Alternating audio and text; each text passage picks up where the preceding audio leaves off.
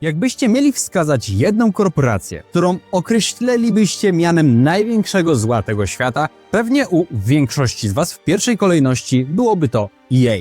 Ten kontrowersyjny producent na przestrzeni lat pozamykał masę świetnych studiów deweloperskich, a dzisiaj przyjrzymy się pokrótce 10 z nim, aby powspominać to, co nam odebrano. Ja jestem Przemo z kanału Nonie i zapraszam na materiał. Numer 10 Balfrog Productions. Znane z takich kultowych gier jak Populous, czyli jednego z pierwszych God Game'ów, Dungeon Keepera, Team Hospital lub Team Parka, Syndicate i wielu innych. Studio miało unikalną wizję, gry pełne pomysłów, humoru i oryginalności. Gracze pamiętają je do dzisiaj z ogromnym sentymentem. Po przejęciu przez EA w 1995 roku z czasem studio traciło niezależność, a w 2001 zostało zamknięte. Numer 9 Westwood Studios. Twórcy legendarnej serii Command & Conquer.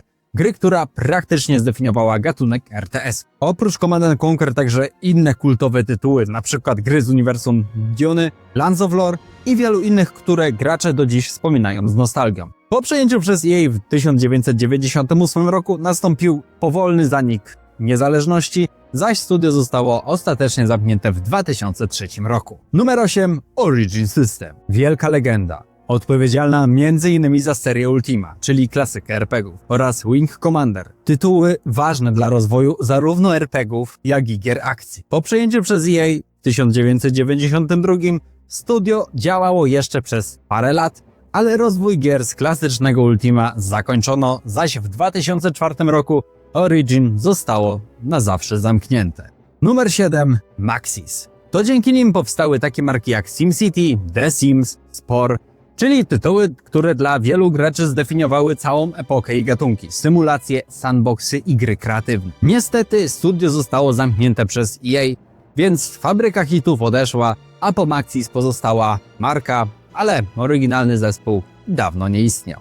Tutaj dla rzetelności materiału sprecyzuję, że mówimy o oryginalnym oddziale Maxis, który mieścił się w Emeryville w Kalifornii. To właśnie studio odpowiadało za takie gry jak pierwsze SimCity lub Spore. Według wiadomości z tamtego czasu wyłączamy światła i odchodzimy. Projektanci na Twitterze pisali wprost. #RIP Maxis Emeryville. Krytycy i część graczy interpretowało to jako koniec Maxis, czyli koniec oryginalnej ekipy, która odpowiadała za wspomniane klasyki. Wiele źródeł określa to jako zamknięcie studia Maxis, pomimo że, jak pewnie wiecie, studio o tej samej nazwie do dzisiaj istnieje i zajmuje się serią The Sims. Dlatego mówiąc o zniknięciu Maxis, często odnosimy się do decyzji z 2015 roku o zamknięciu studia z siedzibą w Emeryville. Numer 6 Pandemic Studios. Zrobili takie gry jak Star Wars Battlefront 2, Mercenaries, Playground of Destruction, Destroy All Humans oraz The Saboteur, o ile dobrze to wymawiam. Tytuły bardzo lubiane, często dynamiczne, z klimatem i masą akcji. EA kupiło Pandemic w 2007 roku, ale już w 2009 po problemach z projektami takimi jak Dark Knight zdecydowano o całkowitym zamknięciu studia. Numer 5 Black Box Games. Odpowiedzialni za m.in. serię Need for Speed i w pewnym momencie za Skate, czyli klasyki gier wyścigowych oraz legendy wśród gier skateboardowych. Studio zostało zamknięte przez EA w 2013 roku i wiele osób uważa, że od tego momentu seria Need for Speed nigdy już nie była w niczym tak samo dobra. Numer 4 Phenomic Game Development. Tworzyli gry RTS, m.in. Spellforce'a zarówno 1 jak i 2, a później już jako EA Phenomic gry takie jak Battleforge czy projekty przeglądarkowe. Pomimo talentu do tworzenia strategii studio nie przetrwało, bo oczywiście EA zamknęło je w 2013 roku. Numer 3 Danger Close Games. To studio wcześniej było znane jako DreamWorks Interactive bądź EA Los Angeles w zależności od okresu. Studio to miało na koncie m.in. serię Medal of Honor, czyli klasyka wśród FPS-ów i inne projekty pod skrzydłami EA. W 2013 roku EA zdecydowało o zamknięciu Danger Close i po części konsolidacji z innymi zespołami. Numer 2 Newfux. Newfux, znane również jako EA Chicago, to studio, które odpowiedzialne było za m.in. gry sportowe i uliczne, m.in. takie jak NBA Street. Po przejęciu przez EA, już jako EA Chicago, studio zostało zamknięte w 2007 roku. Numer 1 Visceral Games. Visceral Games pierwotnie działał jako EA Redwood Shores. Jednak w 2008 roku po sukcesie gry Dead Space survival horroru studio zostało przemianowane na Visceral Games. Od tego momentu na dobre zasłynęło jako niezależna imprezownia horrorów i mocnych, dojrzałych gier. Często z mrocznym klimatem i atmosferą charakterystyczną dla kultowych horrorów i kina akcji z pazurem.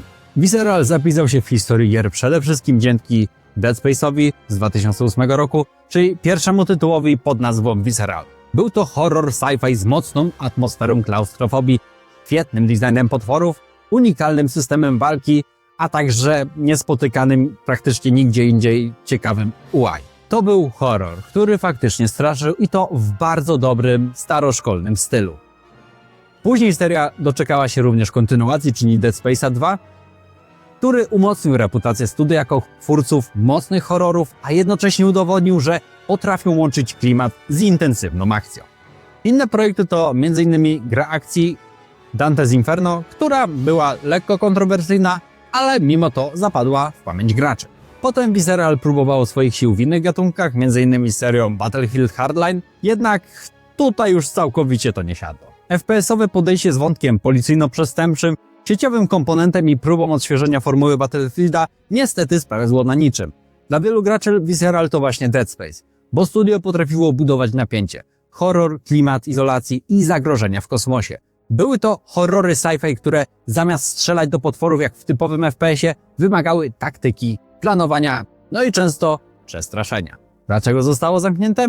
W momencie zamknięcia studio pracowało nad grą akcji w uniwersum Star Wars. Miała to być liniowa gra fabularna i to właśnie ta decyzja, że gra będzie liniowa i nastawiona na narrację, miała być kluczowym powodem likwidacji studia. Jej uznało, że rynek się zmienia, a gracze wolą tytuły oferujące więcej wolności albo typ live service, otwarty świat, wielofunkcyjne i ogólnie wszystko, co jest określane dziś jako gra-usługa. Przy okazji krytykowano także koszty produkcji horrorów, które były wysokie. Zwrot jako taki z nich był, ale nie był on wystarczająco wysoki, żeby EA mogło dalej rozwijać tę serię. W efekcie zamiast pozwolić Visceral dokończyć projekt, EA zdecydowało o ich zamknięciu. W wielu mediach i wśród graczy zamknięcie Visceral potraktowano jako symboliczny koniec ery singlowych horrorów w wydawnictwie EA. Czyli moment, kiedy priorytet zaczęły mieć gry łatwiejsze w sprzedaży, multiplayer, różne serwery oraz ogólnie wszystko, co nazywamy dzisiaj grami i usługami. Tyle ode mnie. Jeżeli film Ci się podobał, nie zapomnij zostawić łapki w górę i komentarza dla zasięgu. A jeśli chcesz wspomóc naszą twórczość na kanale, możesz to zrobić poprzez przycisk Wesprzyj pod tym filmem, poprzez nasz profil na Patronite lub po prostu kupując sobie jakąkolwiek grę na Instant Gaming z naszego linku. W ten sposób bardzo wspieracie rozwój naszego kanału. Z góry dziękujemy wszystkim obecnym i przyszłym wspierającym, a my się widzimy już niedługo przy okazji kolejnych filmów. Do zobaczenia!